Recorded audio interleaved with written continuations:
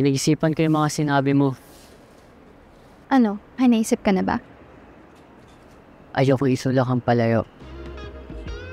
Bakit mo ginagawa? Kasi natatakot din ako. Okay? Akala mo cool and detached lang ako pero hindi ko alam kung paano to gawin. Hindi ko alam kung paano maging deserving sa'yo, Amber.